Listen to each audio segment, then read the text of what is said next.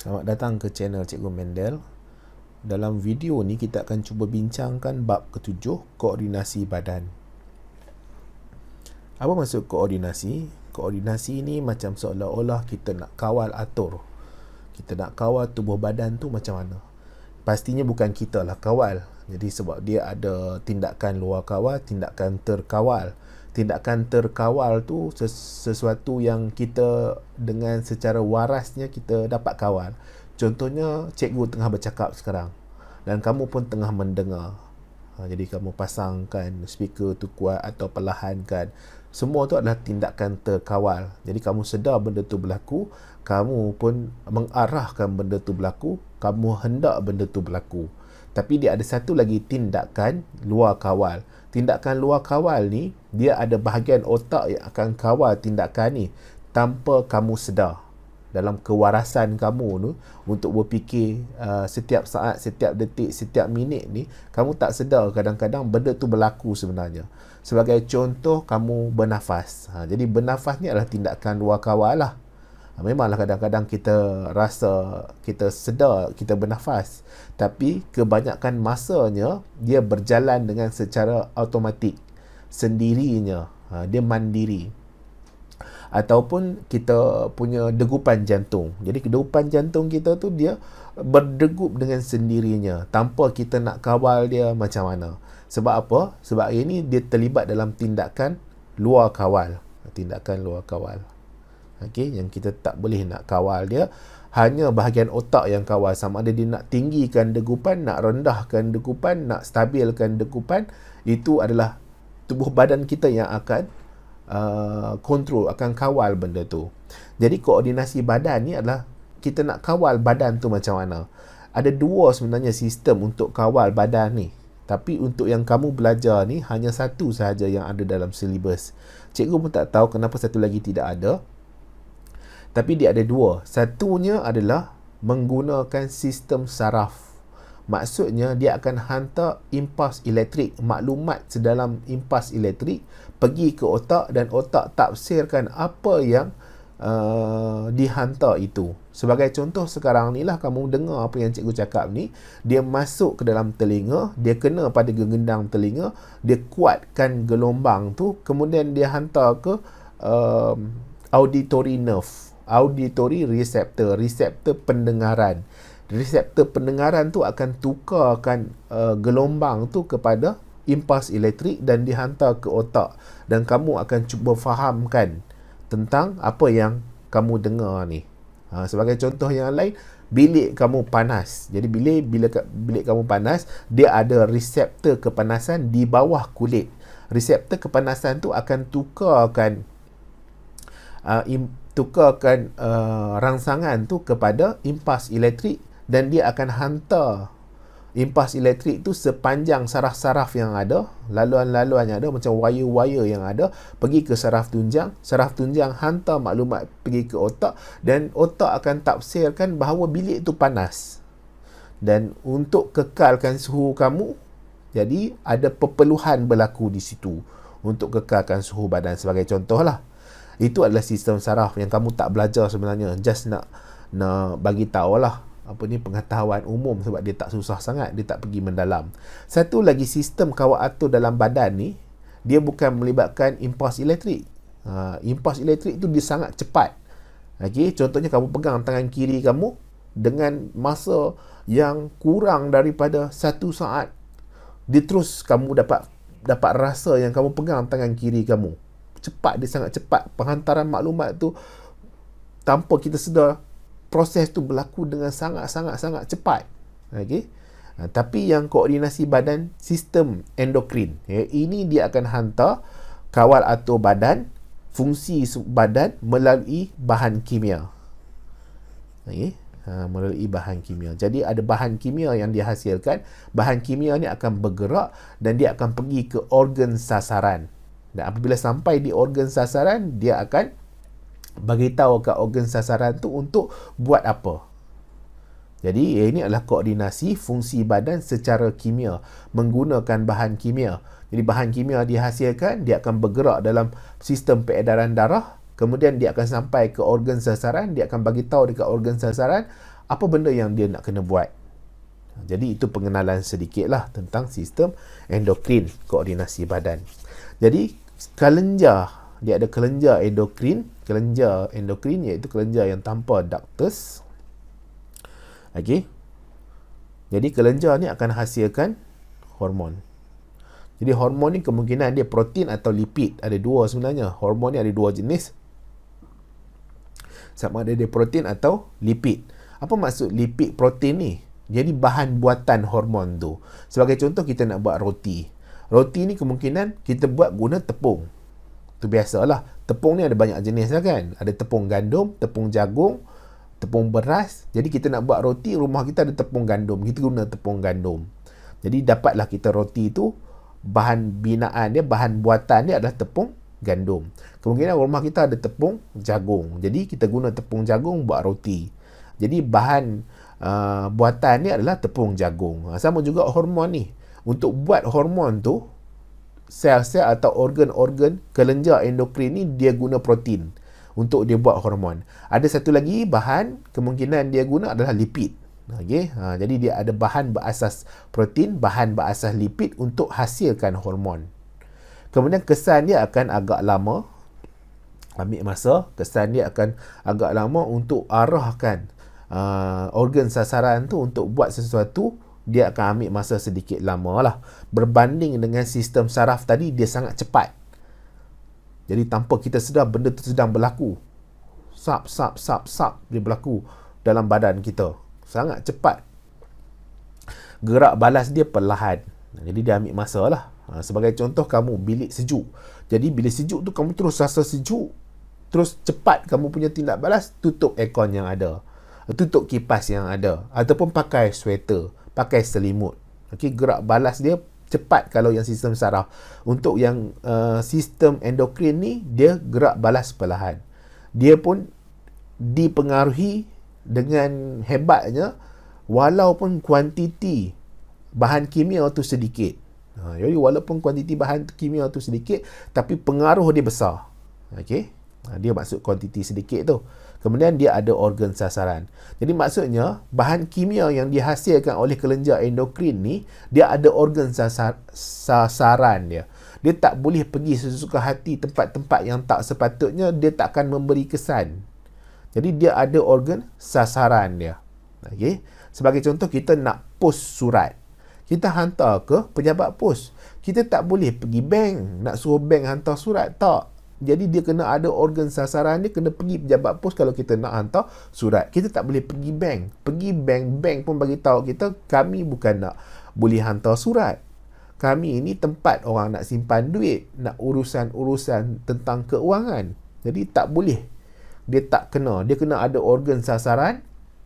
Tempat tu sahaja yang boleh terima bahan-bahan kimia tu. Sekarang ni kita pergi kepada kelenjar endokrin yang kamu ada belajar lah. Kelenjar-kelenjar endokrin yang kamu ada belajar. Di mana tempat dia, apa nama dia. Okay, itu dululah. Di mana tempat dia, apa nama dia.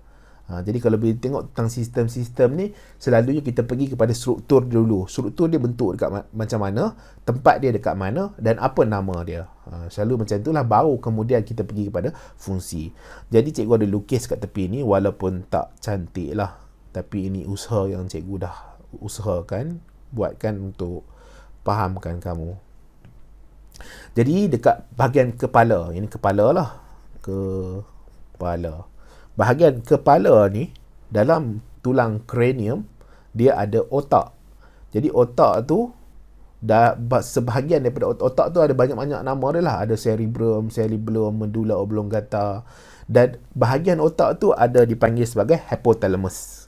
Okay, hypothalamus. Di otak lah.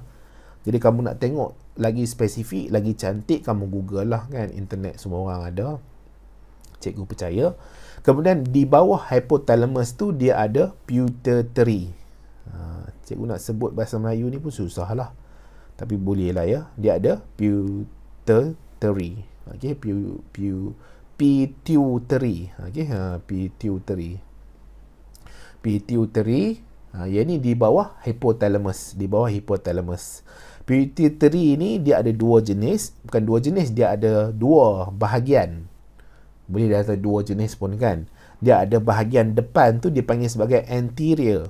Bahagian belakang dipanggil sebagai posterior. Jadi tulis sikit belakang. Jadi adalah depan. Okay, belakang dan depan. Jadi posterior pituitary di bahagian belakang, anterior pituitary bahagian depan. Kat mana boleh jumpa ni? Dekat otak. Otak tu bahagian mana? Bawah hypothalamus. Okey. Kemudian di leher. Ni di tukar warna lain, dia tak kontras sangat. Di leher. Di leher ada kelenjar tiroid. Okey, di leher ada kelenjar tiroid. Jadi ini adalah kelenjar endokrin, kelenjar tiroid. Kemudian di bahagian abdomen, bahagian badan, kita ada buah pinggang. Ni kamu nampak ada buah pinggang. Buah pinggang ni ataupun kita panggil juga sebagai renal. Okey, renal. Jadi buah pinggang, renal ni fungsi dia apa? Fungsi dia adalah untuk menapis darah. Darah kita ni, macam mana darah kita ni, kamu berjalan dekat luar tu, tiba-tiba terjatuh. Bila terjatuh, kamu tahan badan kamu dengan lutut atau dengan tangan kamu. Jadi luka dekat kawasan situ. Bila luka, saluran darah tu akan pecah, rosak dan darah akan mengalir keluar. Jadi bila darah mengalir keluar, ada warna merah, darah tu akan keluar. Warna merah tu disebabkan oleh sel darah merah lah. Tapi darah tu sendiri bukan hanya ada sel darah merah. Dia ada juga sel darah putih. Dia ada juga air, dia ada juga garam, dia ada juga nutrien, dia ada juga vitamin yang kemudian keluar sekali bersama dengan darah, sel darah merah. Jadi maksudnya komponen dia tu ada macam-macam. Jadi darah tu sendiri akan mengalir masuk ke buah pinggang sebenarnya. Yang kamu nampak luka tadi sebenarnya dia mengalir masuk ke buah pinggang. Bila dia mengalir masuk ke buah pinggang, apa buah pinggang buat? Buah pinggang tu akan tapis darah tu. Jadi bila dia tapis darah tu, hasil tapisan tu akan masuk menjadi air kencing. Jadi dekat buah pinggang tu adalah proses penghasilan air kencing.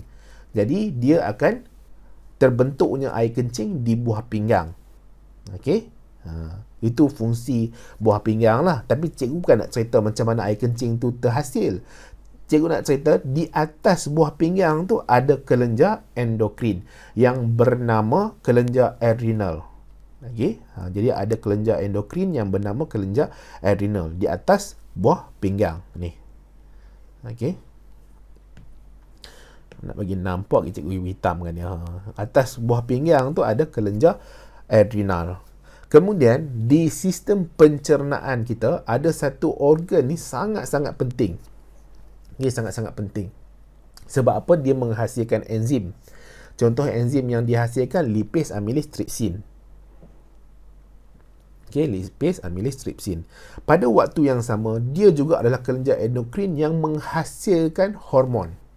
Yang dinama tempat ni dipanggil sebagai pankreas. Okey. Dia pankreas. Kemudian organ pembiakan ataupun bahasa biologinya, bahasa sains dipanggil sebagai gonad. Organ pembiakan adalah gonad. Contoh kalau lelaki, organ pembiakan dia yang sangat-sangat utama, yang vital, penting, kritikal adalah testis. Jadi kita ada testis di sini, dalam ni lah. Okey, bukan cikgu cerita kamu punya. Yang dalam ni ada testis. Testis ni yang dalam ni lah, telur tu. Paling mudah telur lah. Jadi testis ni dia dilindungi oleh satu bag kamu kan, bag. Dilindungi oleh satu bag yang dinamakan sebagai skrotum. Okey. Jadi skrotum tu adalah bag yang tergantung, di dalam tu ada testis. Jadi testis ni adalah salah satu bahagian dalam sistem endokrin yang menghasilkan hormon.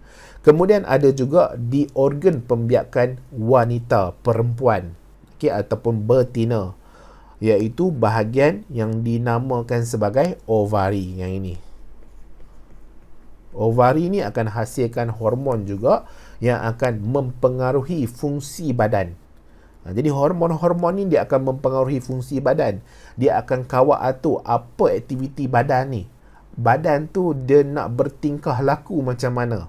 Jadi hormon-hormon ni akan mempengaruhi. Sebagai contoh, untuk alam haiwan, kan, alam haiwan yang jantannya kadang-kadang kita nampak dia sangat agresif. Jadi ada satu hormon ni yang akan mempengaruhi kegarangan, keagresifan dia, kegarangan dia tu, iaitu hormon testosteron. Jadi kalau haiwan tu yang jantannya tu adalah jenis yang dominan, yang kalau boleh dia nak kawal semua jantan-jantan dan betina-betina yang ada di tempat tu, hormon agresif dalam badan dia akan sangat tinggi. Jadi maksudnya hormon tu dia akan kawal tingkah laku badan tu, tingkah laku haiwan tu. Okey. Itu kita ada struktur kelenjar-kelenjar endokrin bersama dengan tempat dia dan nama dia. Okey. Irfan, kamu boleh ingatlah, itu kena ingatlah, nak tak nak kena ingat. Okay, tak upayalah dalam sains ni, kalau melibatkan bahagian biologi, selain daripada faham, ingat tu adalah satu keperluan yang penting. Sebab tanpa ingatan pada fakta-fakta ni, agak susah nanti kamu nak menjawab. Tu utama sekali soalan yang melibatkan kamu kena tulis jawapan dia. Okay? Bukan kamu pilih jawapan, kamu kena tulis jawapan. Sebab tanpa ingatan, kamu takkan ada keupayaan untuk menulis balik fakta-fakta ini. Sekarang ni kita pergi kepada fungsi pula. Hypothalamus. Hypothalamus akan menghasilkan, tapi untuk kelenjar endokrin ni selalu kita sebut merembeskan. Dia lebih kurang lah. Maksudnya dia menghasilkan dan dia mengeluarkan. Itu rembes. Hasil dan keluarkan. Okey. Hypothalamus akan hasilkan hormon perembes gonadotrofin atau GnRH. Apa maksud GnRH? GnRH ni gonadotrophin releasing hormone. Datang daripada perkataan bahasa Inggeris. Jadi dia short form GnRH. Ini adalah antara short form singkatan yang boleh digunakan dalam biologi atau dalam sains. Okey, sebab yang ini adalah international standard yang memang digunakan worldwide. International Body Biological Worlds akan gunakan short form ni untuk refer kepada gonadotrophin releasing hormone, hormon perembes gonadotrophin. Jadi tak ada masalah kalau kamu jawab dalam exam pun GnRH, tetap tak ada masalah, boleh betul. Ini apa yang cikgu dah lalui lah sepanjang degree ijazah sarjana muda kan. Jadi GnRH tu memang short form yang worldwide understand. Hypothalamus akan hasilkan gonadotrophin releasing hormone. Jadi kita buat warna merah. Gonadotrophin releasing hormone akan rangsang pituitary, rembes FSH dengan LH. Jadi sekarang ni hypothalamus ni akan hasilkan gonadotrophin releasing hormone. Jadi dia akan pergi ke mana? Dia akan pergi ke pituitary. Dia nampak tak anak panah tu? Cikgu besarkan dia sikit. Nak tunjukkan bila dah hasil kat situ, dia akan bergerak pergi ke pituitary. Jadi tak ada masalah, dia dekat je, dia adalah saluran dia. Jadi daripada hypothalamus akan pergi ke pituitary. Dia punya anak panah tu salah. Dia pergi ke bahagian anterior pituitary. Sebab apa anterior? Sebab dia akan bagi tahu dekat pituitary itu untuk hasilkan FSH dengan LH. Jadi sini ada LH, sini sebenarnya adalah FSH. Boleh tak? Jadi maksudnya dihasilkan di hypothalamus. Hypothalamus punya rembesan kimia tadi itu akan bergerak pergi ke anterior pituitary. Kemudian bila sampai ke anterior pituitary, dia akan suruh pula anterior pituitary hasilkan LH dengan FSH. Nampak tak? Dia kawal fungsi badan. Dia kawal fungsi organ sasaran.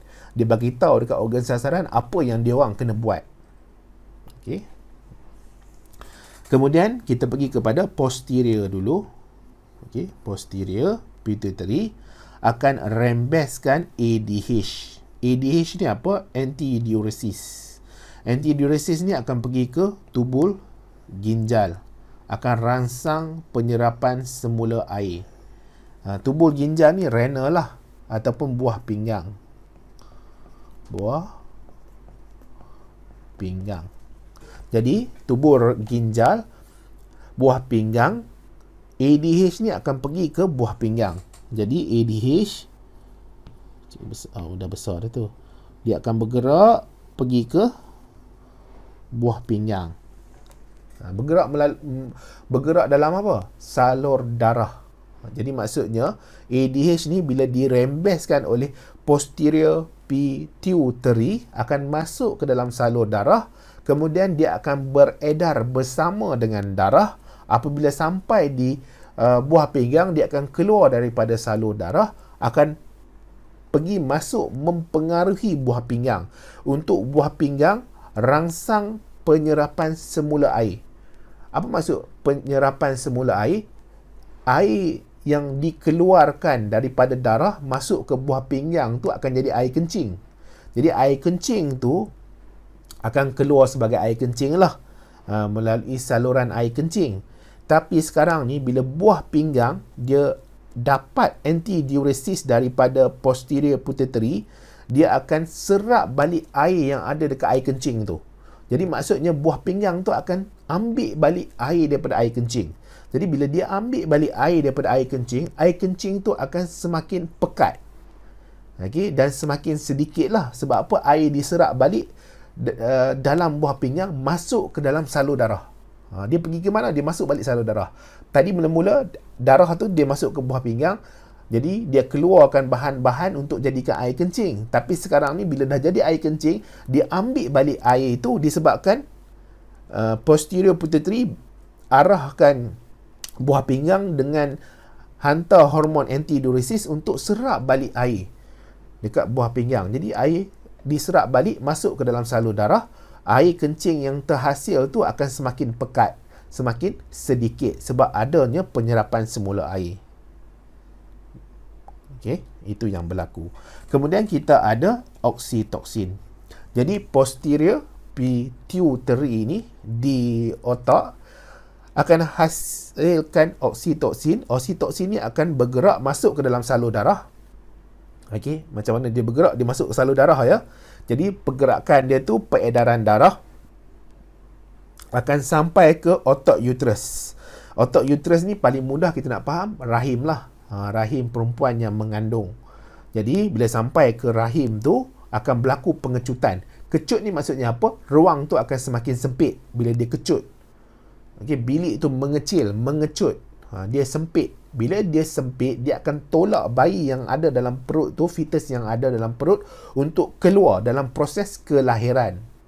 Jadi ini yang berlakulah. Oksitoksin sangat penting lah. Jadi kalau ibu tu tak dapat menghasilkan oksitoksin yang secukupnya, akan susah untuk otak tu mengecut dan menolak bayi untuk keluar. Jadi kemungkinan doktor kena buat pembedahan lah untuk keluarkan bayi tu. Cikgu nak cerita lanjut pun tak tahu sangat lah ya.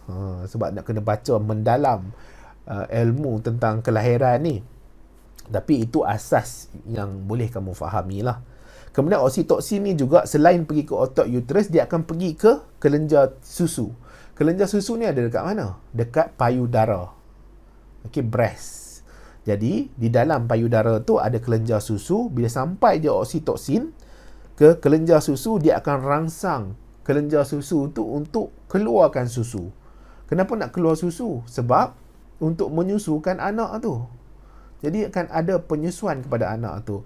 Jadi sebab tu kadang-kadang susah ibu yang kurang oksitoksin ni, jadi kemungkinan kuranglah penghasilan susu dia, atau susu dia susah nak keluar.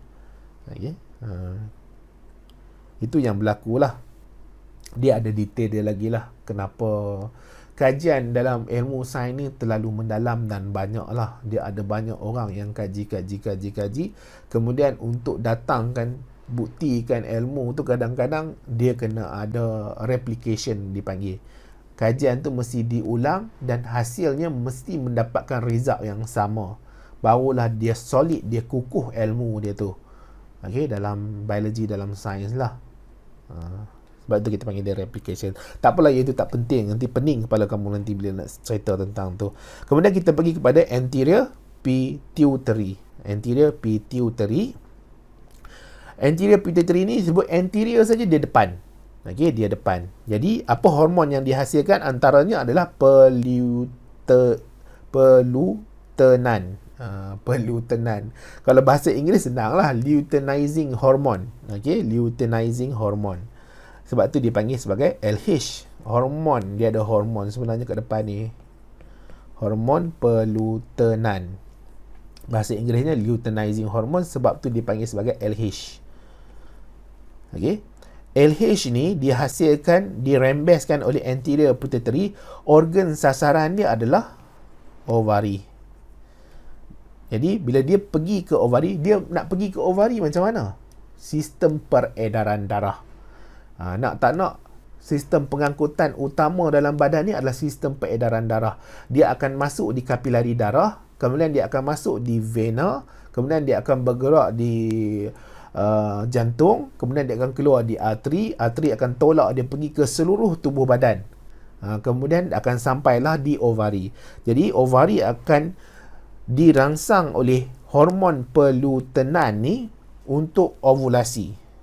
Ovulasi ni maksudnya apa? Di ovari tu nanti ni, di ovari akan keluar bubuh warna ni, akan keluar ovum. Ovum ni akan keluar masuk ke tube fallopian. Dan dia akan bergeraklah sepanjang tube fallopian ke tengah-tengah sikit di tube fallopian tu. Dia ada nama bahagian-bahagian tube fallopian tu, tapi cikgu tak nak. Pergilah, nanti pening lagi kamu. Okey. Dia akan rangsang ovulasi. Jadi ovulasi tu maksudnya dia akan keluar daripada ovari masuk ke tube fallopian. Okey. Apa yang keluar tu ovum. Ovum tu apa? Telur lah. Telur perempuan. Okay. Sebulan sekali dia akan keluar. Itu yang kebanyakan wanita dia akan berlaku macam tu sebulan sekali lah. Tapi yang special sikit kadang-kadang dua-dua ovari dia hasilkan ovum. Jadi kemungkinan dia dapat anak kembar tak seiras. Boleh lah. Okay. Kemudian dia akan juga mempengaruhi perkembangan corpus luteum. Jadi corpus luteum ni ada dalam mana? Dalam ovari. Corpus luteum ni ada dalam ovari. Jadi apa fungsi corpus luteum ni? Corpus luteum ni akan menghasilkan hormon untuk terus pastikan penebalan, pengekalan dinding uterus. Sebab apa nak penebalan, pengekalan kepada dinding uterus tu? Untuk penempelan embrio. Kamu ingat tak? Ada belajar dulu ZEF. Okay. Zygote, embryo, fetus. Zygote tu apabila dia bersenyawa lah. Ovum, dia bersenyawa dengan sperma. Dia jadi zygote. Zygote pula akan mengalami mitosis menjadi embryo. Embryo akan menempel pada dinding uterus. Okay. Dia adalah proses dia tu. Tropoblast apa semua tu. Tak apalah. Jadi embryo akan menempel. Kemudian embryo tu akan membesar membentuk fetus. Jadi dinding uterus tu kena kekal. Dia tak boleh rosak, tak boleh jatuh, tak boleh berlaku sesuatu. Kalau berlaku sesuatu akan berlaku keguguran kepada bayi yang ada tu. Jadi sangat-sangat bahayalah. Jadi corpus luteum ni ada dalam ovari, akan hasilkan hormon untuk pastikan dinding uterus tu kekal pada ketebalan, penebalan yang sepatutnya. Okey. Kemudian ovari juga akan merembeskan estrogen dan progesteron. Jadi ini hasil daripada corpus luteum ataupun follicle. Dia ada satu lagi nama, follicle, yang ada dalam ovari itu semua. Tapi cikgu tak nak cerita detail lah, benda tu nanti pening kepala kamu. Jadi ovari ini juga akan rembes estrogen dan progesteron. Okey. Nanti kita tengok apa fungsi estrogen dan progesteron. Kemudian hormon pelutenan ni juga, kalau untuk perempuan dia pergi ke ovari. Kalau untuk lelaki dia akan pergi ke testis. Jangan kamu sebut kalau lelaki pun dia pergi ke ovari. Ovari mana ada kat lelaki? Lelaki tak ada ovari. Janganlah kamu sebut pula kalau perempuan hormon pelutenan ni pergi ke testis. Perempuan tak ada testis. Okay. Itu majoriti lah. Manusia tu majoritinya boleh dikatakan 90% ke berapa persen yang tunjuk majoriti tu, lelaki tu mesti testis, perempuan tu ovari. Okay, sekarang ni kan dah confuse banyak. Ada setengah orang tak nak diasingkan gender ni. Cikgu tak nak cerita lah yang itu. Okay.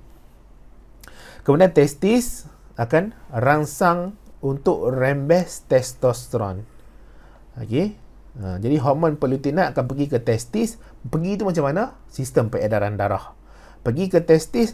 Testis ni akan dirangsang untuk rembes testosteron. Jadi testis ni akan hasilkan hormon seterusnya. Nampak tak sekarang ni anterior pituitary ni akan hasilkan hormon pelutinan. Hormon pelutinan ni masuk ke salur darah, bergerak pergi ke testis. Apabila sampai di testis, testis pula dirangsang untuk hasilkan satu lagi hormon. Jadi hormon testosteron. Hormon testosteron ni pula ada target organ dia, organ sasaran dia. Dia pergi ke organ sasaran tu, dia bagi tahu pula ke organ sasaran tu untuk buat sesuatu. Okey, jadi maksudnya situ sistem fungsi badan tu macam mana dia berpusing, beredar, mempengaruhi satu organ ke satu organ yang lain. Anterior pituitary juga akan merembeskan hormon pertumbuhan, atau bahasa Inggeris kita tulis dia sebagai GH. GH tu growth hormone, hormon pertumbuhan. Jadi hormon pertumbuhan ni dirembeskan oleh anterior pituitary dan akan bergerak masuk ke salur darah untuk pergi ke tisu lembut dan tulang. Okey, antara organ sasaran ni adalah tisu lembut dan tulang. Jadi apa dia akan buat dekat tisu lembut? Dia akan arahkan apa tisu lembut dan tulang ni untuk buat apa? Rangsang pertumbuhan. Jadi rangsang pertumbuhan ni selalunya melibatkan mitosis lah. Jadi maksudnya growth hormone ni akan mempengaruhi proses mitosis. Pertumbuhan maksudnya dia akan bertumbuh. Jadi kalau pokok tu dia bertumbuh, dia akan makin tinggi. Akar dia akan makin mendalam. Kalau manusia tu bertumbuh daripada 10 cm, dia naik jadi 20 cm ke sehingga maksimum lah kemungkinan 160 cm dia bertumbuh. Dia juga akan merangsang untuk sintesis protein. Jadi sintesis protein. Jadi ada protein-protein yang akan dihasilkan oleh tubuh badan, sepertinya enzim dan hormon lah, enzim dan hormon. Kemudian ada metabolisme lemak. Jadi dia akan ada pengubahsuaian, ada pengubahsuaian apa lagi? Ada tindak balas terhadap lemak. Kemungkinan dia nak guna lemak tu untuk menghasilkan sesuatu. Ini detail lah kalau nak tengok.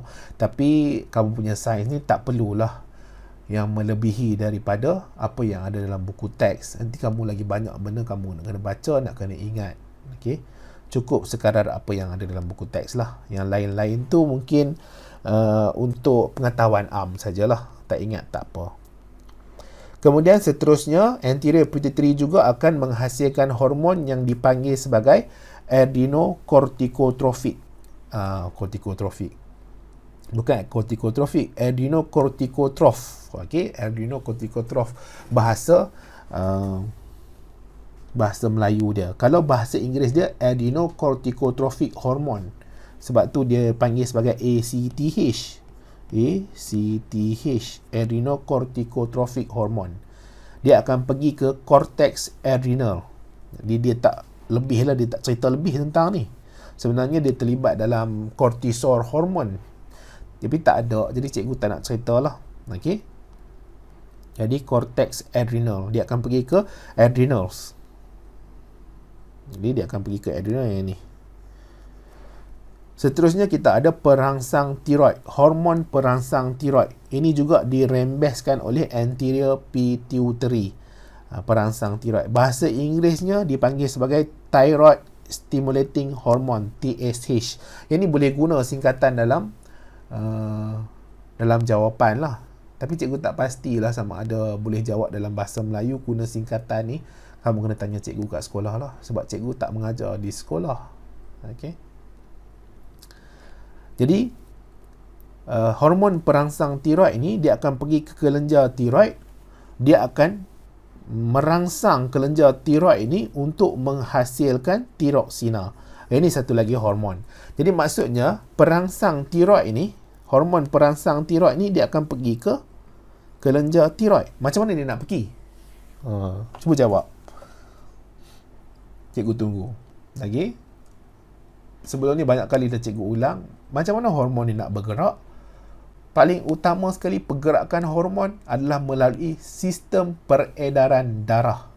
Dia kena masuk dalam salur darah, kemudian dia akan beredar bersama dengan darah, kemudian barulah dia sampai ke organ sasaran. Apabila sampai ke organ sasaran, barulah dia akan masuk ke dalam organ sasaran dan akan rangsang organ sasaran. Jadi di sini thyroid stimulating hormone, hormon perangsang tiroid ini akan pergi ke kelenjar tiroid dan akan rangsang kelenjar tiroid untuk rembeskan tiroksina. Jadi di situ akan ada tiroksina lah. Tiroksina pula akan masuk ke salur darah dan akan pergi ke organ sasaran. Seterusnya kita ada perangsang folikel. Jadi ini juga dirembeskan oleh kelenjar anterior pituitary. Bahasa Inggerisnya dipanggil sebagai follicle stimulating hormone, hormon perangsang follicles. Jadi kalau untuk lelaki, untuk perempuan dulu, untuk perempuan akan pergi ke ovari. Jadi maksudnya daripada otak dia kena bergerak pergi ke bahagian bawah tengah badan ni, ke ovari. Jadi dia akan merangsang perkembangan folikel. Folikel ni apa? Folikel ni dalam proses nak menjadi ovum lah. Jadi dia adalah berdekatan dengan ovum tu lah. Nak cerita lebih-lebih pun susah juga. Kamu tak boleh nampak kan. Okey, ovum ni apa? Telur. Telur yang dihasilkan oleh perempuan yang akan bersenyawa dengan sperma. Okey, telur yang dihasilkan oleh perempuan untuk dia bersenyawa dengan sperma. Kemudian adanya testis. Testis ni apabila kalau lelaki akan hasilkan hormon perangsang folikel di otak anterior pituitary, masuk ke salur darah, pergi ke testis. Di testis pula hormon ni akan rangsang tu seolah-olah dia bagi tahu testis tu hang kena hasilkan sperm. Hasilkan sperm. Jadi hasil sperm ni proses dia panggil apa? Sperm ni sperma lah. Spermatogenesis. Proses nak hasilkan sperma ni dipanggil spermatogenesis. Itu adalah untuk bahagian anterior pituitary. Seterusnya kita ada kelenjar tiroid. Kelenjar tiroid ini akan rembeskan tiroksina. Okey. Dia dipengaruhi oleh thyroid stimulating hormone, hormon perangsang tiroid. Kelenjar tiroid akan rembeskan tiroksina. Tiroksina ni apa fungsi dia? Dia akan tingkatkan kadar metabolisme badan. Jadi bila kadar metabolisme badan, maksudnya metabolisme ni apa? Tindak balas biokimia. Jadi tindak balas biokimia contohnya dia nak pecahkan glukosa jadi ATP. ATP tu penting untuk apa? Untuk kita gerakkan otot-otot kita ni. Kamu nak bergerak pergi ke toilet, nak pergi ke dapur, nak buka peti sejuk. Jadi memerlukan ATP yang asalnya daripada mana? Daripada glukosa. Glukosa ni asal daripada mana? Karbohidrat. Karbohidrat ni kamu boleh makan daripada makanan jenis apa? Kanji ataupun beras ataupun nasi lah ataupun mi. Jadi glukosa. Dia akan tingkatkan kadar metabolisme. Bila kadar metabolisme tingkat, suhu badan pastinya akan tingkat. Sebab apa? Tindak balas tu berlaku. Sebagai contoh, kamu ada mesin. Mesin tu bekerja sepanjang hari. Jadi bila bekerja sepanjang hari, kamu pegang mesin tu dia agak panas. Sebab apa? Kadar tindak balas dalam mesin tu banyak lah. Dia terpaksa kena tukarkan elektrik kepada pergerakan kan. Tenaga elektrik, tenaga kinetik. Jadi akan tingkatkan suhu badan. Itu contoh lah yang nak bagi faham. Kamu janganlah terikut pula dengan jawapan nanti kan. Kemudian dia akan kawal atur pertumbuhan perkembangan. Okey, kawal atur pertumbuhan. Pertumbuhan perkembangan tu maksudnya growing process. Daripada 30 kg berat badan jadi 60 kg. Ambil masa dalam masa 5 tahun contohnya. Umur 10 tahun, 15 tahun. Ada pertumbuhan berlaku. Kamu tinggi 100 cm jadi 150 cm. Berlaku pertumbuhan perkembangan. Jadi ini dipengaruhi juga oleh kelenjar tiroid yang merembeskan hormon tiroksina. Kemudian kita pergi kepada kelenjar adrenal. Jadi kelenjar adrenal sekali lagi berada di mana? Atas buah pinggang. Okey, atas buah pinggang. Buah pinggang ni fungsi dia apa? Napis darah. menapis darah untuk menghasilkan air kencing. Jadi apa benda yang dia tapis? Salah satunya air lah. Air ni dapat daripada mana? Kita minum air, dan daripada makanan yang kita makan tu ada dapat air. Air ni diserap di mana? Di usus besar. Usus besar banyak menyerap air. Jadi usus besar bila dia serap air, dia akan masuk ke dalam mana? Salur darah.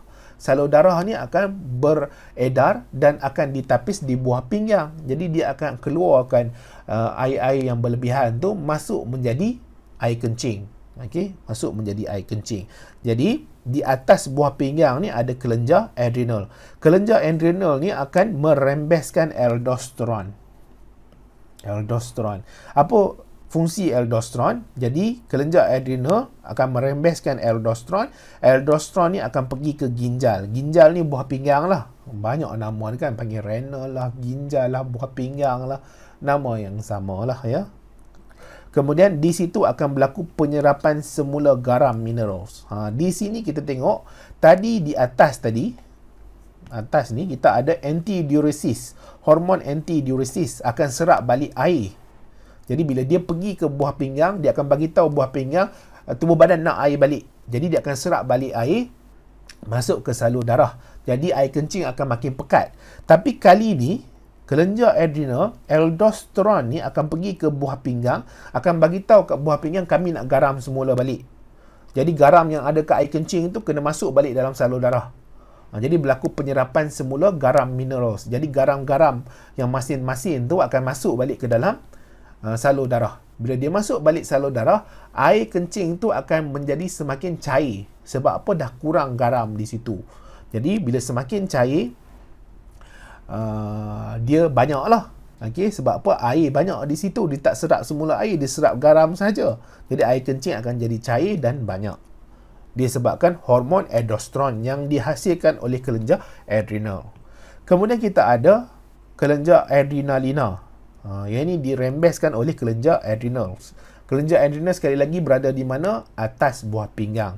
Adrenalina. Adrenalina ni akan pergi ke mana? Pergi ke organ sasaran dia, tisu, otot, hati dan jantung.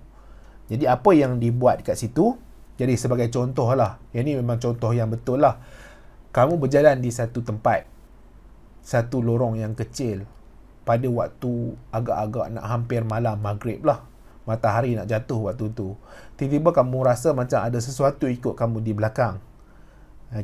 Kamu berjalan laju, seolah-olah sesuatu yang ikut kamu tu pun berjalan laju juga. Bila kamu toleh ke belakang, kamu nampak seekor anjing yang agak besar berwarna hitam dengan gigi yang sangat tajam, mata yang kelihatan merah marah. Jadi waktu tu bila kamu nampak saja, bulu roma kamu terus menegak. Degupan jantung kamu tiba-tiba berdegup dengan lebih pantas, lebih cepat. Muka kamu rasa panas, badan kamu rasa panas. Sebab apa benda tu berlaku? Sebab berlakunya peningkatan metabolisme. Degupan jantung tu meningkat sebab apa? Sebab tubuh badan ni, dia kalau boleh dia nak cuba hantar oksigen tu ke seluruh tubuh badan dengan kadar yang cepat. Kenapa dia nak hantar dalam keadaan cepat? Supaya nanti oksigen tu boleh digunakan untuk memecahkan glukosa kepada ATP. ATP ni untuk supply tenaga yang boleh digunakan oleh otot-otot kamu. Untuk apa dia nak supply otot-otot kamu dengan ATP dengan oksigen yang cukup ni? Untuk kamu menyelamatkan diri kamu. Jadi kamu akan lari menyelamatkan diri. Jadi hormon yang bertanggungjawab menyebabkan semua benda ni berlaku adalah adrenalina. Hormon yang bertanggungjawab menyebabkan semua ni berlaku adalah adrenalina. Dia akan pergi ke tisu, otot, hati, jantung. Jadi cepat kamu punya tindak balas tu. Jadi dia akan tingkatkan aras gula, asid lemak, tingkat kadar nafas jantung. Nafas kamu cepat, jantung kamu pun berdegup dengan cepat. Dia akan tingkatkan kadar metabolisme kamu. Kamu bila tingkat kadar metabolisme, kamu ingat dia akan jadi panas, suhu badan kamu akan meningkat.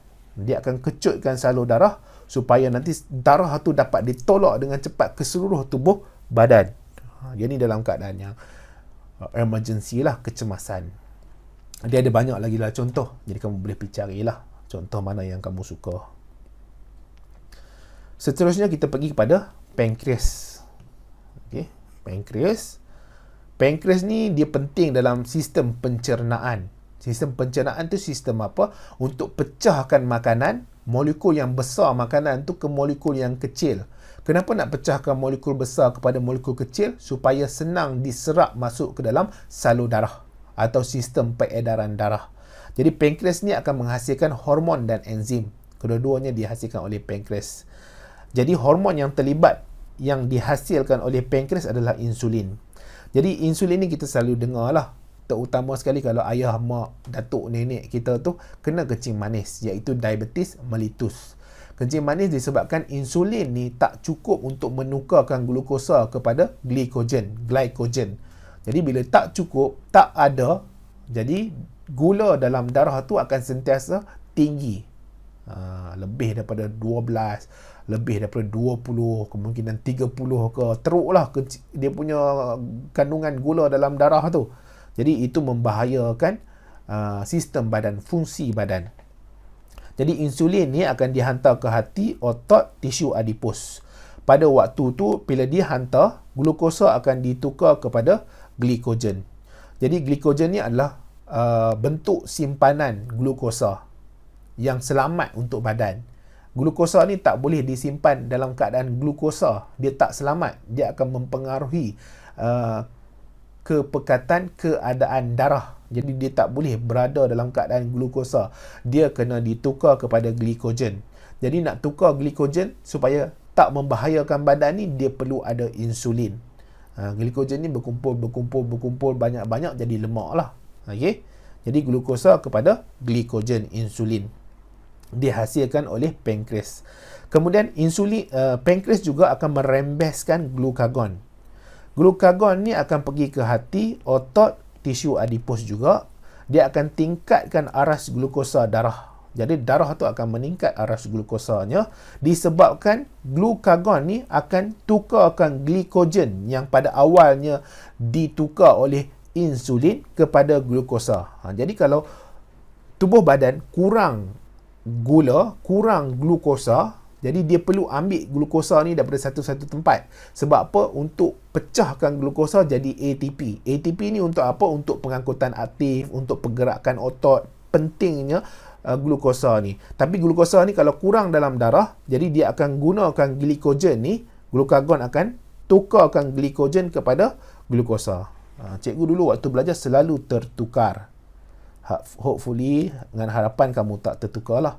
Yang ni glikogen ya. Glikogen tu bahan tukaran, bahan simpanan di bawah tisu. Okey. Daripada glukosa jadi glikogen. Yang hormon dia adalah glukagon. Kagon. Okey. Jadi kamu tak patutlah bertukar kan. Sayang markah 1-2 yang kalau kamu salah ni. Seterusnya bukan kita ada lah. Dalam ni ada ovari. Bukan semua orang ada ovari ya. Perempuan sahaja yang ada ovari. Lelaki ada testis. Jadi ovari ni akan merembeskan hormon estrogen. Hormon estrogen ni akan bergerak ke gonad, kulit, otot dan tulang. Apa fungsinya? Ciri-ciri seks sekunder perempuan. Apa ciri-ciri seks sekunder perempuan? Paling utama jelas sekali adalah pembentukan payudara. Pastinya kalau perempuan tu payudara dia lebih besar berbanding dengan lelaki.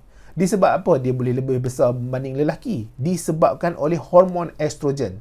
Dan kulit wanita ni dia lebih licin. Disebab apa dia lebih licin? Hormon estrogen. Kenapa suara wanita ni lebih nyaring? Disebabkan hormon estrogen. Okey. Jadi kalau lelaki itu dia nak ada ciri-ciri wanita ni, dia boleh ambil hormon estrogen lah. Dan estrogen juga akan mempengaruhi kematangan folikel. Jadi folikel ni ada dalam ovari. Fungsi yang lain dia akan baiki serta rangsang penebalan dinding uterus. Jadi penebalan dinding uterus tu penting. Sebab apa? Sebab untuk penempelan embrio. Embrio ni apa? Adalah hasil daripada perkembangan zigot. Zigot tak akan mengalami mitosis banyak-banyak jadi embrio. Kemudian kita adalah ovari ni akan rembeskan juga progesteron. Cikgu punya perkataan tu selalu salah lah. Okey. Kamu jangan terikut lah ya. progesteron. Progesteron ni akan pergi ke gonad. Gonad ni apa? Dia sebut gonad banyak-banyak kali kan. Dia kadang susah juga, ada banyak sangat nama. Dia sekejap dia panggil yang itu, sekejap dia panggil yang ini. Gonad ni adalah organ pembiakan. Kalau lelaki, organ pembiakan dia apa? Testis. Yang paling mudah sekali lah. Kalau perempuan, organ pembiakan dia apa? Ovari. Jadi nak mudah, tak nak kita spesifik itu testis, ini ovari, kita panggil gonad. Ataupun boleh juga kita panggil organ pembiakan. Tapi kalau sebut organ pembiakan, panjang lah nak tulis. Jadi kalau sebut gonad saja, tahu dia adalah organ pembiakan. Apa fungsi dia? Rangsang perkembangan uterus. Okey. Dia akan rangsang perkembangan uterus, kemudian ada pembentukan plasenta. Kenapa untuk rangsang perkembangan uterus ni? Untuk penempelan embrio tadi dan pengekalan embrio pada dinding uterus. Dinding uterus tu kena maintain, kena kekalkan keadaan dia, ketebalan dia, supaya nanti embrio tu tak jatuh, tak tertanggal daripada uterus. Apabila tertanggal, ini yang menyebabkan keguguran. Okey, keguguran. Seterusnya testis. Okey, testis akan rembes testosteron, akan pergi ke gonad, kulit, otot, tulang. Ini akan memberi ciri-ciri kepada lelaki, ciri-ciri seks sekunder, ciri-ciri yang membezakan lelaki dan wanita. Paling mudah sekali adalah bulu lah, bulu di muka. Kan wanita tak ada bulu di muka, lelaki ada bulu di muka. Bulu tu apa? Rambut lah, rambut-rambut yang ada di muka, misai, janggut, kumis kan. Jadi itu disebabkan oleh testosteron. Kemudian adalah bulu-bulu di organ pembiakan dan juga pembentukan penis dan testis, pembesaran penis disebabkan oleh testosteron. Dan testosteron juga akan rangsang spermatogenesis. Apa maksud spermatogenesis? Proses penghasilan sperma. Proses penghasilan sperma. Dalam bab ni juga, kita kena pergi melihat, memahami kesan ketidakseimbangan hormon. Jadi, tidak seimbang. Maksudnya, penghasilan hormon tu, dia tak berada pada keadaan yang sepatutnya. Okey, pada keadaan yang sepatutnya. Kemungkinan dia hasil banyak, kemungkinan dia hasil sedikit. Dia bukan pada garisan yang sepatutnya. Sikit bermasalah, banyak pun bermasalah. Jadi, sikit dan banyak ni dia menyebabkan ketidakseimbangan. Kita pergi dulu kepada tiroksina. Sebenarnya hormon semua banyak dan sedikit ni dia ada kesan-kesan lah. Tapi yang ada dalam silibus kamu yang 4 ni sahaja. Tiroksina, hormon tumbesaran, antidiuresis dan insulin. Okey, yang ini sajalah. Jadi tak perlulah complicated sangatkan hidup kamu. Fahamkan yang ini, alhamdulillah dah ya. Okey. Tiroksina, kelenjar tiroid tidak dapat berfungsi dengan baik. Jadi apabila ketidakseimbangan ini berlaku disebabkan oleh kelenjar tiroid itu tidak dapat berfungsi dengan baik. Jadi kalau terlalu sedikit, dia akan menyebabkan hipotiroidism. Kanak-kanak, kalau terjadi pada kanak-kanak, dia akan ada bantut mental dan fizikal. Jadi fizikal ni bila terbantut, dia tak bertumbuh pada kadar yang sepatutnya. Okey, contohnya umur 10 tahun dah tinggi 100 cm. Contoh, tak tahulah cikgu yang betulnya berapa. Tapi dia tak sampai 100 cm. Dia baru 30 cm. Jadi sangat-sangat rendah lah berbanding dengan kawan-kawan sebaya dia. Dia terbantut. Terbantut dari segi mental ni, dia masih lagi tak berupaya untuk berfikir pada kadar yang mengikut usia. Jadi pada usia 15 tahun, dia dah boleh dah agak. Yang ini mainan untuk budak-budak. Orang-orang dewasa tak main dah. Contohnya pakai jam. Orang belilah jam yang G-Shock ke kan, Casio ke, pakailah umur 15 tahun. Ini pakai Ben 10 punya jam lagi. Jadi itu ada masalah mental lah. Mental terbantut. Tapi tak tahulah cikgu kalau jam Ben 10 tu yang jenis mahal punya kan, memang kualitinya tak tahulah. Tapi Ben 10 yang besar tu kan. Okey. Kalau untuk orang dewasa, terlalu sedikit dia akan menyebabkan myxoedema. Dia lesu, sensitif pada sejuk. Jadi dia rasa kesejukan lah. Dia lesu dan dia rasa sentiasa dalam kesejukan. Dia tak boleh terlalu sejuk ni. Tapi ada orang dia memang suka sejuk. Okey, dia putera lilin. Daripada keturunan raja-raja lilin. Okey. Jadi kalau panas dia mencair. Dia rasa sangat tak selesa. Ada setengah orang dia very sensitive to cold. Okey, sangat sensitif pada sejuk. Dia tak boleh sejuk-sejuk ni. Dia rasa tak selesa. Dia rasa tak sesuai lah dengan keadaan dia. Ini akan menyebabkan beguk ringkas. Disebabkan oleh kekurangan iodin. Jadi kekurangan iodin ni boleh dapat daripada mana? Okey, makanan laut lah. Makanan laut ada banyak iodin. Bukan iodin yang dalam lab tu ya, yang warna perang tu kan, bukan iodin tu. Kamu minum iodin tu, teruklah kamu ya. Kemudian terlalu banyak dia menyebabkan hyperthyroidism. Okey, hyperthyroidism. Kalau kanak-kanak ni terlalu banyak hormon tiroksina, dia akan menyebabkan kegergasian, degergasi. Okey, ni lahir-lahir terus 10 kilogram. Orang lahir-lahir biasa 3 kilogramnya, dia 10 kilogram. Kemudian membesar pula dalam masa setahun tu, naik lagi 30 kilogram, dah 40 kilogram. Okey, dia saja. Dia menyebabkan kegergasian. Kalau untuk dewasa pula, dia akan menyebabkan metabolisme dia tinggi, panas, aktif, fizikal dan mental. Dia susah nak tidur, insomnia dan dia kurus. Jadi kat dewasa ni dia tak adalah kritikal sangat. Tapi kalau terlalu banyak, dia akan aktif orang dia, berpeluh sentiasa, badan dia panas dan dia susah nak tidur disebabkan terlalu banyak tiroksina ni dirembes oleh kelenjar tiroid dia.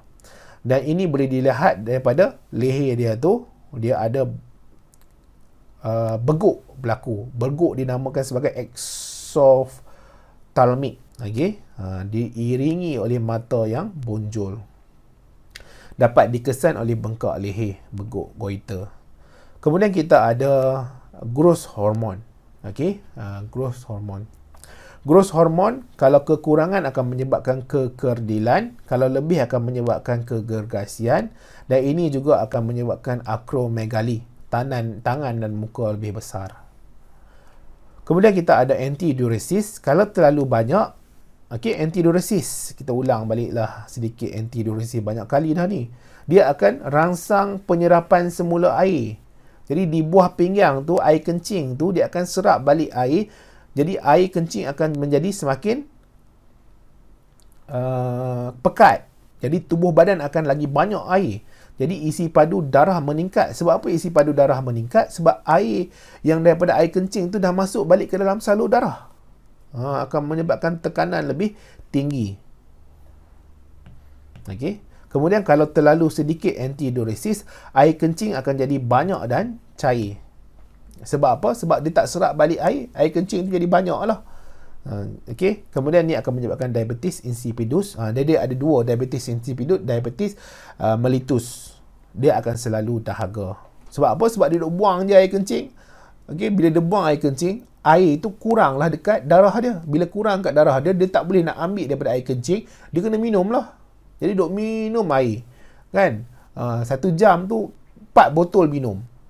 Okey, orang lain 1 jam kadang-kadang sebotol pun susah nak habis. Kemudian insulin. Kalau sedikit, dia akan menyebabkan diabetes mellitus. Sebab apa? Sebab dia tak boleh nak tukarkan glukosa kepada glikogen. Jadi darah tu akan sentiasa ada glukosa tu. Jadi dia makan, meningkat lagi glukosa. Makan, meningkat lagi glukosa. Makan, meningkat lagi glukosa. Jadi kalau banyak pula insulin, aras glukosa akan jadi rendah. Jadi bila aras glukosa jadi rendah, tubuh badan, sel-sel akan kurang penghasilan tenaga. Jadi bila kurang penghasilan tenaga ATP itu, jadi sel-sel akan lesu. Kemungkinan akan pitam, pucat ataupun sel tak dapat berfungsi dengan kadar yang sepatutnya. Kemudian kita ada dadah. Dadah ni ada 4 jenis. Kalau kamu tengok dalam buku kamu ada 4 jenis lah. Kamu boleh buka muka surat 153. Okey. Boleh baca lah. Menarik jugalah dadah ni kan. Dia ada jenis yang panggil perangsang. Kedua penenang. Ketiga inhalant. Keempat halusinogen. Hali pula dah kan. Halusinogen.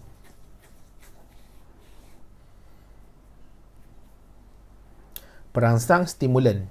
Stimulan akan tingkatkan aktiviti sistem saraf pusat.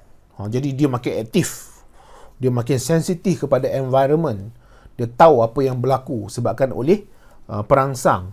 Mata dia terbeliak. Susah nak nampak dia kelip.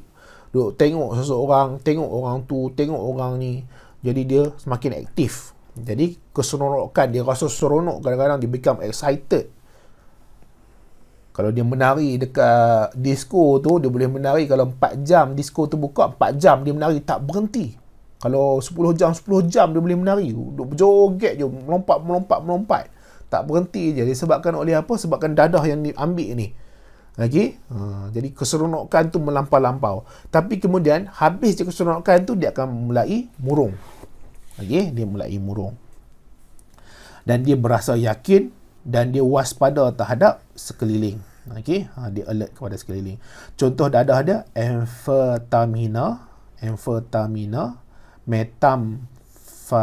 metamfetamin. Susah nak sebut sebab apa, kita ni tak ambil dadah, jadi tak apa nak tahu sangat lah. Kemudian yang kedua, kita ada dadah penenang, depressant. Dadah penenang ni, orang yang ambil dadah penenang, dia relax, cool je. Jadi selalunya kalau dia ada selalu orang ada masalah ni, dia ambil dadah penenang ni. Dia ada banyak sangat benda dalam kehidupan dia, kan. Masalah dengan mak, masalah dengan ayah dia, masalah dengan adik-beradik dia, masalah kewangan dia, masalah dengan isteri dia, masalah dengan anak dia. Jadi dia rasa beban dia tu terlalu mendalam sangat, terlalu berat sangat nak diangkat. Jadi untuk dia bergerak sehari-hari ni, dia rasa terbeban yang teramat sangat. Jadi apa yang dia buat? Dia ambil penenang. Jadi dia rasa tenang. Itu jalan keluar dia daripada semua masalah yang dia ada. Jadi dia rasa tak ada masalah lah. Walaupun masalah dia segunung Everest ke, segunung Gunung Kinabalu tu ke, tak ada masalah. Dia rasa tenang. Dia boleh teruskan kehidupan dia. Jadi sebab apa? Sebab ada penghantaran impuls yang lambat. Jadi dia akan tenang fikiran, dia akan selalu mengantuk. Contohnya adalah barbiturat alkohol. Sebab tu kalau kamu tengok ada orang, dia jenis yang dah bermasalah, ditimpa sesuatu musibah yang amat dahsyat, jadi dia ambil alkohol. Jadi bila dia ambil alkohol, dia dapat keluar sekejap daripada masalah-masalah tanpa dia fikir tentang masalah tu. Disebabkan alkohol. Lama-lama dia akan alkoholik lah. Dia akan ketagihan alkohol. Seterusnya kita ada inhalant. Inhalant adalah bahan kimia yang disedut. Inhale kan. Jadi bila dia inhale, dia masuk dalam sistem pernafasan. Bila dia masuk dalam sistem pernafasan, dia dapat halusinasi. Dia telah pergi ke alam yang lain. Dia tidak berada pada alam yang nyata. Dia tidak berada pada realiti semasa. Dia telah masuk ke alam yang lain, alam yang menggembirakan hati dia, menggembirakan tubuh badan dia, menenangkan fikiran dia. Dia berhalusinasi. Dia akan merosakkan otak, berparu dan ginjal. Contohnya bahan pelarut, bahan gas. Seterusnya halusinogen. Jadi halusinogen ni adalah ubat lah. Yang inhalant tu jenis yang dia sedut. Kan kamu nampak kat TV tu, dia sedut guna hidung tu kan. Dia akan, yang untuk halusinogen ni ubat, dia ambil ubah laluan impuls di otak. Ini akan menyebabkan khayal, ubah persepsi. Jejas koordinasi otak, dia dengar suara objek yang tidak wujud. Jadi ada setengah-setengah orang kan, bila halusinasi dia berkhayal, dia nampak benda-benda yang orang lain tak nampak, dengar benda orang lain tak dengar. Dan kadang-kadang pendengaran apa yang dia dengar tu sangat-sangat ekstrim. Sebagai contoh, dia dengar ada orang suruh dia bunuh seseorang. Ada orang bisik dekat dia suruh bunuh anak dia sendiri, bunuh keluarga dia sendiri. Jadi sangat-sangat menyedihkan lah. Contoh dadah ni adalah ketamin. Ataupun seterusnya ada diethyl lamida acid lysergic LSD. Kesan salah guna. Jadi bila sebut tentang kesan salah guna ni, dia akan menyebabkan ketidakseimbangan hormon. Hormon jadi tidak seimbang lah. Sebab apa? Dia dah ganggu sistem yang ada dalam badan tu kan. Dia akan ganggu koordinasi. Kita nak kawal atur badan. Ganggu pertumbuhan melampau atau tidak. Jadi tumbuhan tu kadang-kadang melampau jadi. Disebabkan dadah yang dia ambil. Tapi dadah tu kamu ingat jangan ingat ada 4 saja. Dadah ni, orang ni sangat-sangat kreatif. Ada je campuran-campuran baru kan. Cikgu kalau tak salah kan ada orang tu air ketum, tak tahulah betul ke tidak, dengar lah air ketum tu dia campur dengan ubat nyamuk, dia campur dengan racun tikus supaya dia punya high dia tu, ketinggian makam tahap ketum dia tu menyebabkan lagi tinggi dia punya kesan kepada badan. Kan tengah sampai bubuh ubat nyamuk lah, bubuh racun tikus lah, kita pun lah tak tahulah. Jadi dadah ni ada macam-macam jenis lah. Lagi banyak dia punya kategori dia.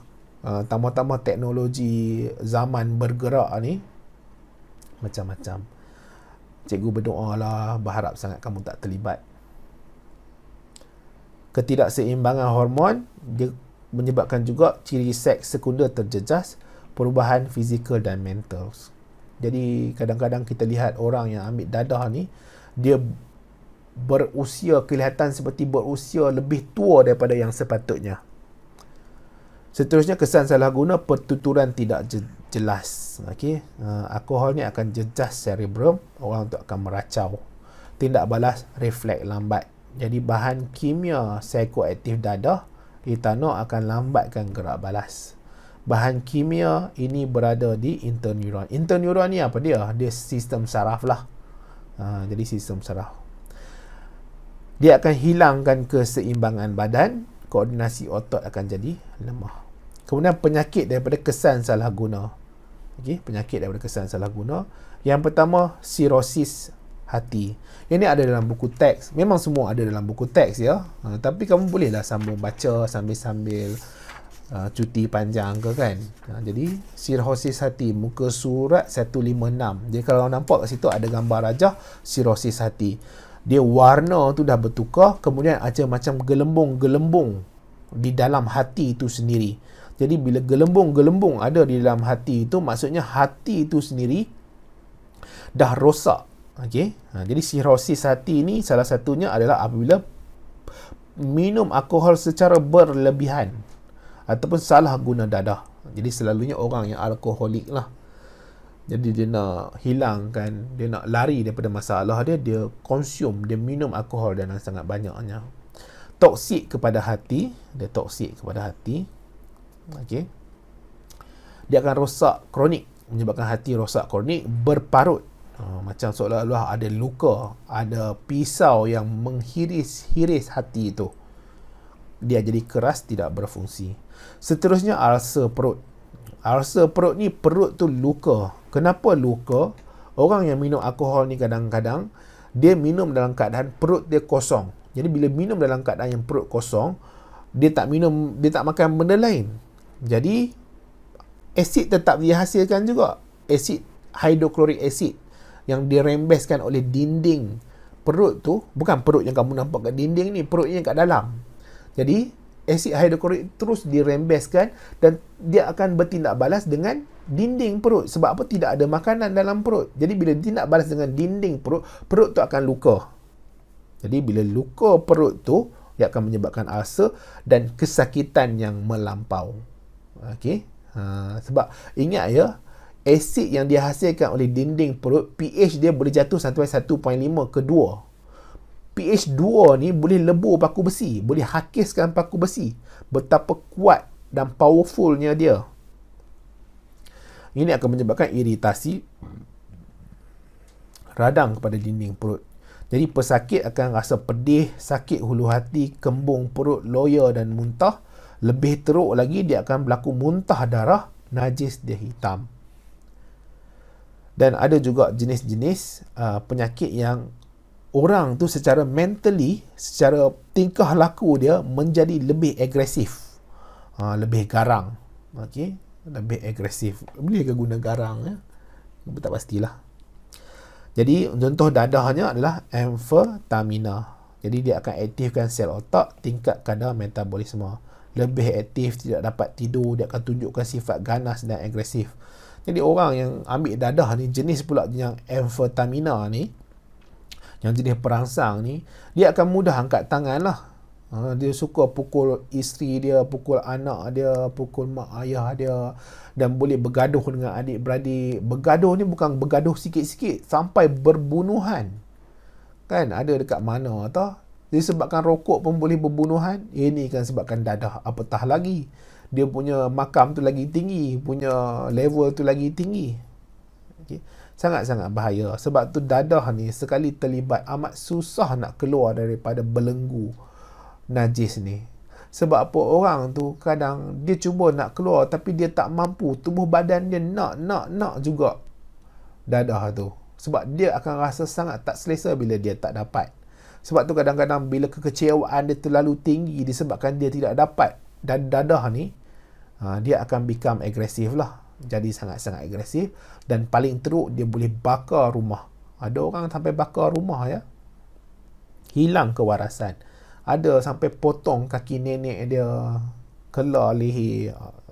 Tak tahulah. Cikgu pun berdoa lah diri ni tak terlibat dengan dadah. Alkohol akan menyebabkan mabuk, hilang waras. Berkelakuan seperti orang gila, ketawa, menangis. Dia juga boleh menyebabkan halusinasi, ubah persepsi, otak terganggu, paranoid. Dia rasa macam ada orang bercakap tentang dia, rasa macam yang tak sepatutnya dia rasa lah. Benda tu tak betul pun berlaku, tapi dia rasa benda tu berlaku. Syakwa sangka agresif.